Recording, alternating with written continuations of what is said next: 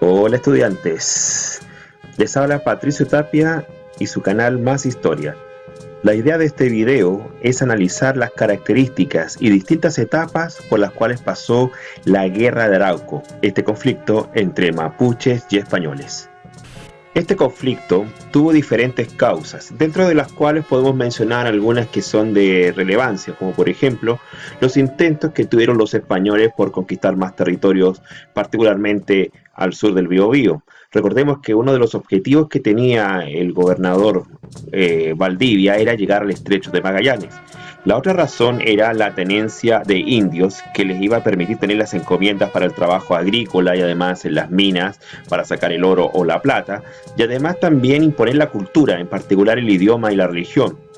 Esta idea de imposición que tenían los españoles llevó a que el pueblo mapuche rechazara este tipo de situación, producto que se sentían abusados. Este rechazo llevó a una alta belicosidad en el pueblo mapuche y un alto rechazo de los mapuches hacia los españoles, que lo llevó incluso a que arriesgaran la vida de manera bastante artera y bastante fuerte en la zona de la Araucanía en particular, es decir, estamos hablando del Biobío hacia el sur. Según el historiador Sergio Villalobos, la guerra de Arauco pasó por diferentes etapas, unas más violentas, particularmente las primeras, y otras más pacíficas, en particular la que llevó desde mediados del siglo XVII en adelante. Estas cuatro etapas las vamos a analizar de la siguiente manera. La primera etapa, que enfrentó a mapuches con españoles, corresponde a la etapa de la llamada guerra prolongada. En esta guerra prolongada, los mapuches y los españoles se enfrentaron de manera muy fuerte.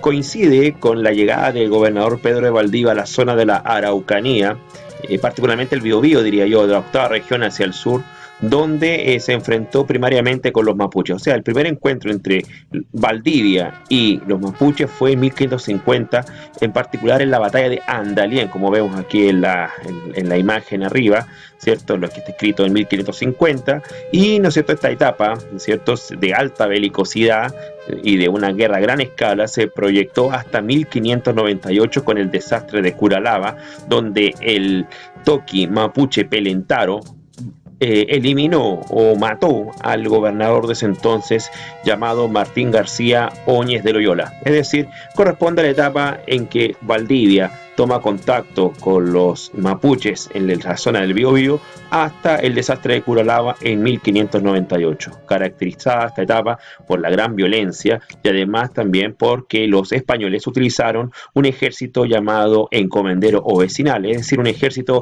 inexperto, ya, donde lo único que hacían estos soldados era tratar de matar mapuches, por decirlo así, sin ninguna táctica militar clara, solamente utilizando elementos que ellos sabían manejar, como era el caballo y las armas de fuego, nada más. Por el contrario, los mapuches, un poco acostumbrados al tema ya bélico desde mucho tiempo, aprendieron de las tácticas militares españolas e incluso adaptaron ciertas técnicas e incluso armas de guerra, como fue el caballo.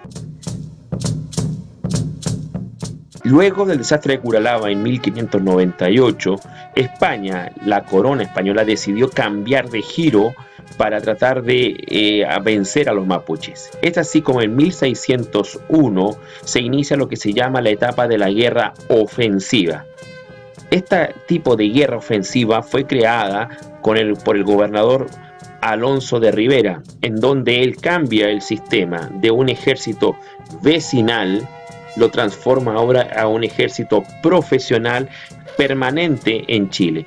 El objetivo central de este ejército de profesionales de la guerra era, en un corto plazo, vencer a los mapuches y a su vez también incorporar definitivamente la zona del Biobío hacia el sur a la corona española. ¿No es cierto?, estos soldados profesionales, su única función será, ¿no es cierto?, la guerra contra los mapuches. Por ende, ¿no es cierto?, desde el virreinato del Perú, ¿cierto?, que se abastecía de plata, particularmente desde las minas de Potosí, va a enviarse un sueldo o recursos económicos para pagar a este ejército de profesionales de la guerra llamado el Real Situado. Así se llamaba este dinero, ¿no es cierto?, este sueldo que van a recibir los soldados del ejército profesional permanente español acá en Chile para tratar de vencer a los mapuches. Hay que recordar aquí, cuando hablamos del concepto de Capitanía General de Chile, en este caso, que se le daba ese título a aquellos lugares de alta belicosidad para la corona, como era el caso de Chile. La intención era positiva para España, ¿cierto? Y la idea era siempre, ¿qué cosa? Tratar de vencer a los mapuches. Es así como este ejército se estableció a la ribera del río Biobío en un conjunto de fuertes cuyo objetivo era en un momento dado avanzar sobre el territorio mapuche para ir venciéndolos paulatinamente hasta, ¿no es cierto?, llegar, ojalá, a la zona del estrecho de Magallanes. De ahí el objetivo de estos fuertes en la ribera del río Biobío.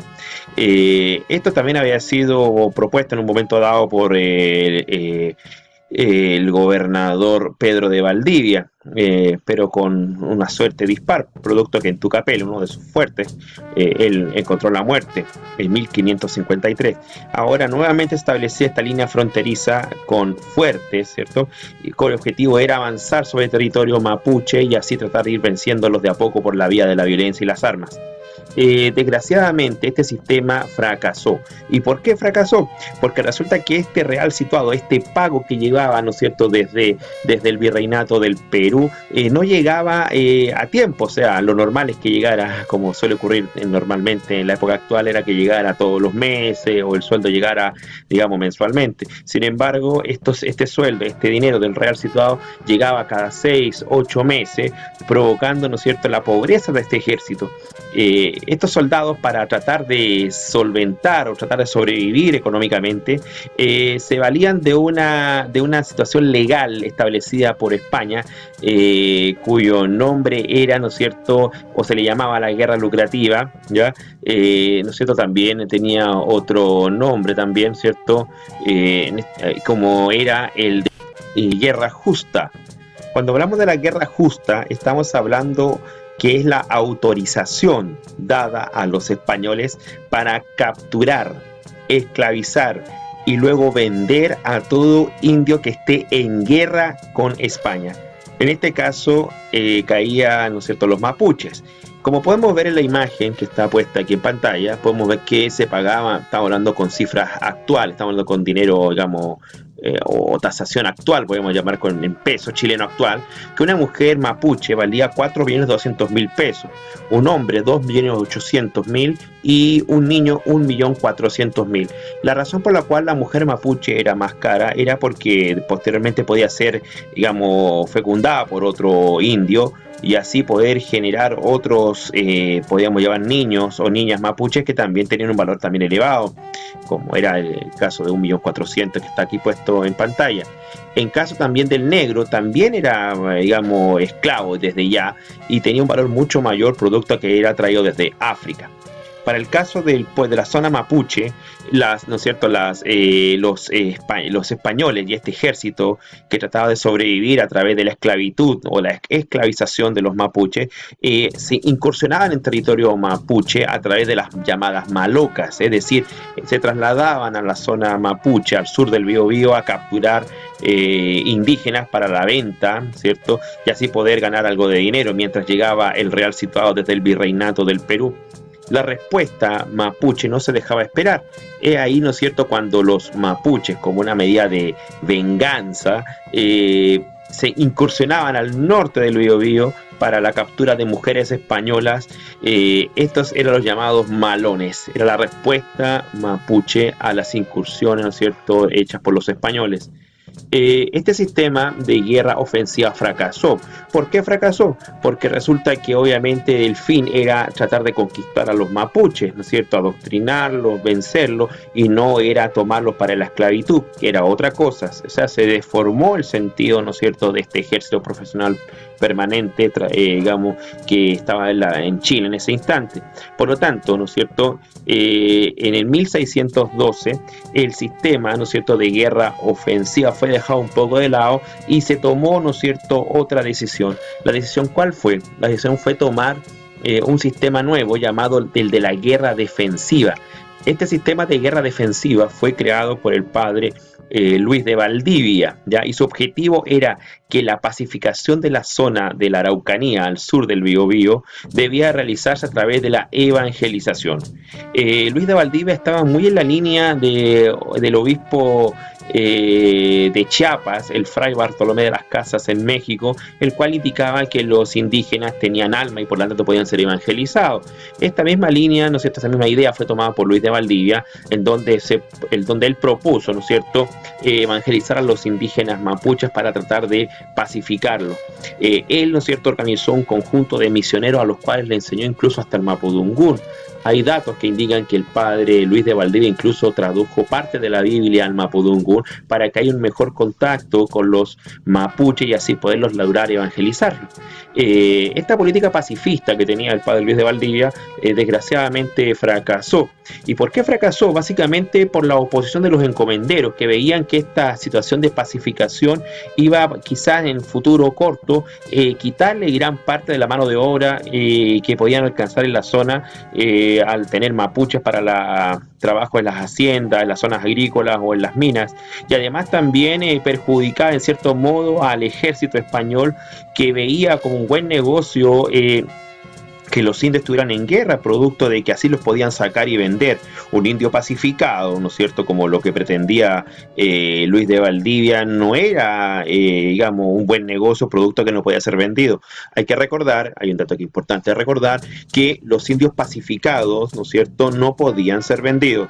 La ley, ¿no es cierto?, española decía que el indio en guerra era o podía ser, digamos, vendido como esclavo. El indio pacificado no, por lo tanto, en ese aspecto a los españoles les convenía un poco tener a los mapuches en constante guerra para sacarlos y venderlos, ¿no sé, en otros lugares del Imperio Español.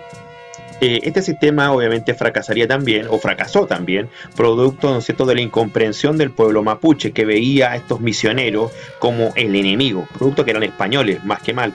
Entonces podemos ver en la imagen cómo los indios están matando, ¿no es cierto?, brutalmente a los misioneros, y además también incluso, digamos, los torturaban y posteriormente los asesinaban.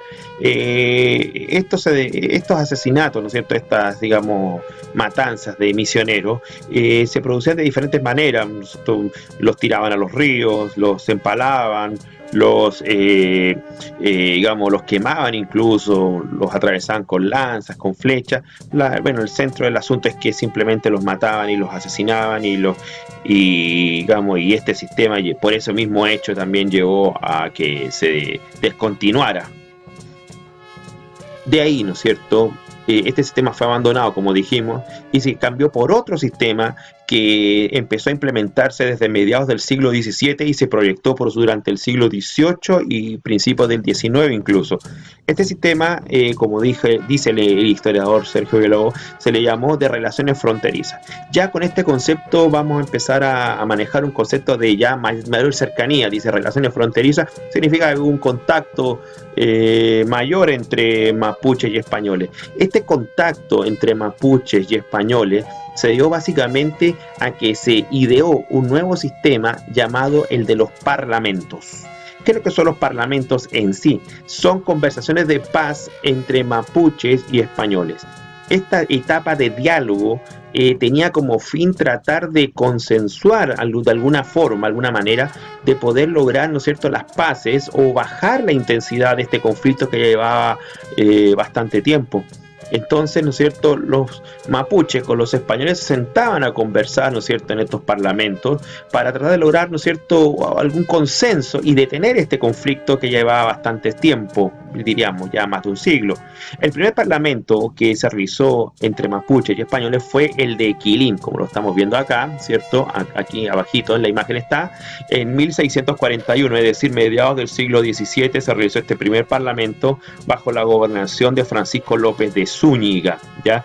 Entonces la idea, ¿no es cierto?, siempre fue tratar de detener este conflicto que llevaba más de un siglo.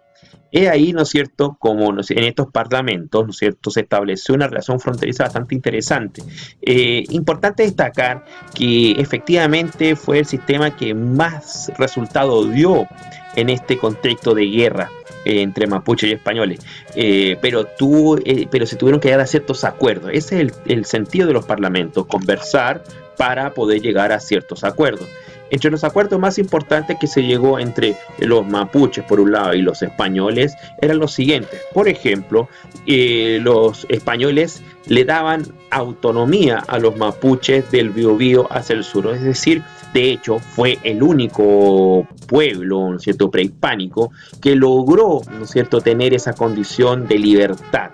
Todos los demás pueblos, ¿no es cierto?, como por ejemplo, voy a poner como algunos ejemplos, diaguitas, aymaras, los mismos, ¿no es cierto?, picunches de la zona central, que eran hermanos, ¿no es cierto?, parientes de los mismos mapuches del Biobío hacia el sur. Estos fueron, ¿no es cierto?, dominados y además también tratados, ¿no es cierto?, muy mal a través de las encomiendas, que los obligaban a trabajar.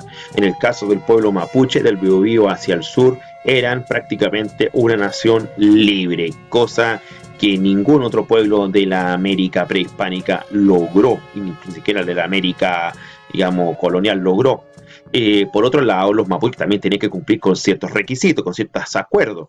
Entre los acuerdos más importantes era que debían dejar los mapuches ingresar a los misioneros para que los evangelizaran. Es decir, los mapuches debían escuchar sí o sí la palabra de estos misioneros, la palabra de Dios de estos misioneros. Y además también tenían el compromiso con los españoles de no aceptar ninguna presencia extranjera salvo la de los españoles. ¿Qué quiere decir eso? Si llegaban británicos, llegaban franceses o llegaban holandeses, por decirlo así, los mapuches debían rechazarlos sí o sí. ¿Por qué razón se llegó a ese acuerdo? Porque estas coronas que acabo de mencionar, la inglesa, la francesa o la holandesa, eran enemigos directos de la corona española. De ahí que los españoles llegaran a este acuerdo, ¿ya?, que digamos que era el rechazo por parte de los mapuches a toda incursión de otra corona que no fuera la española. Entonces, en ese sentido fue bastante interesante el logro que se llevó a estos parlamentos. El parlamento más grande, ¿en cierto?, fue a fines del siglo XVIII, con el parlamento de Negrete, bajo la gobernación de Ambrosio O'Higgins, un personaje que quizás les suena. Efectivamente, es el papá de Bernardo O'Higgins, que fue gobernador de Chile, nombrado por España, básicamente. Entonces, ¿no es cierto?, interesante marcar este punto, ¿no es cierto?, de los parlamentos, ¿no? Interesante también destacar, ¿no es cierto?, que producto de los parlamentos o como consecuencia de los parlamentos, aumentó el contacto entre mapuche y español, no solamente en el aspecto comercial, sino que, y tampoco y del contacto fluido, sino que también aumentó lo que se llama el mestizaje, o sea, esta mezcla no solamente biológica y por lo tanto y también cultural entre el mapuche y español. Hay que recordar que, por ejemplo, voy a poner el caso de los mapuches, por ejemplo, aceptaron, ¿no es cierto?, en cierto modo también, incluso hasta la fecha, el español como idioma, aceptaron la religión también, y también, ¿no es cierto?, aceptaron incluso cosas tan básicas como la ropa, el calzado, traído por los españoles. Y por otro lado también, ¿no es cierto?, hubo un gran sincretismo cultural, es decir, una aceptación mutua de lo que es la tradición española con la tradición mapuche, o sea, una mezcla, un sincretismo, ¿no es cierto?, una asociación de conceptos. Además también el comercio se acentuó, en donde los españoles traían productos netamente europeos, por ejemplo, el aguardiente, ropa y espejos también incluso, y otro tipo de productos. Así también, ¿no es cierto?, los intercambiaban con los mapuches que traían, ¿no es cierto?, productos agrícolas y ganaderos. Este tema también se puede complementar con otras cosas que son interesantes de destacar. Producto, ¿no es cierto?, que del intercambio comercial entre mapuches y españoles llevó a que los mapuches tuvieran, ¿no es cierto?, que expandir incluso su desarrollo comercial hacia la Pampa Argentina, donde adquirían, ¿no es cierto?, ya mediante un trato o mediante el robo de ganado desde la Pampa Argentina que era traído para después intercambiarlo o venderlo o comercializarlo, más que nada con los españoles en la frontera ahí del Biobío.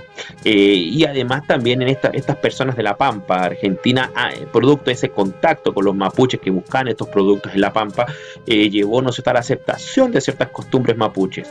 A este proceso, ¿no es cierto?, de intercambio tanto comercial como cultural entre mapuches y las personas o los grupos que vivían en la Pampa Argentina se le llamó la araucanización de la Pampa. Interesante el tema, ¿no? Entonces podemos ver como conclusión que la guerra de Arauco, en primer lugar, ¿cierto? Pasó, ¿no es cierto?, por diferentes etapas, unas más bélicas, ¿no es cierto?, y otras, ¿no es cierto?, más pacíficas. Particularmente la etapa bélica podemos encontrarla en las primeras etapas, básicamente siglo XVI y hasta mediados del siglo XVII, ¿cierto? Y después, posteriormente, vemos la etapa ya más pacífica, con la llegada de los parlamentos, iniciado por el Parlamento de Quilín en 1641, que empezó paulatinamente, ¿no es cierto?, a bajar la intensidad de la guerra de Arauco. Este es un detalle bastante interesante. Hay que destacar el tema de los parlamentos. Es muy importante tener claro que los parlamentos fue el sistema de pacificación que dio mucho más resultado a los españoles en su relación con los mapuches. Este es Patricio Tapia en su canal Más Historia.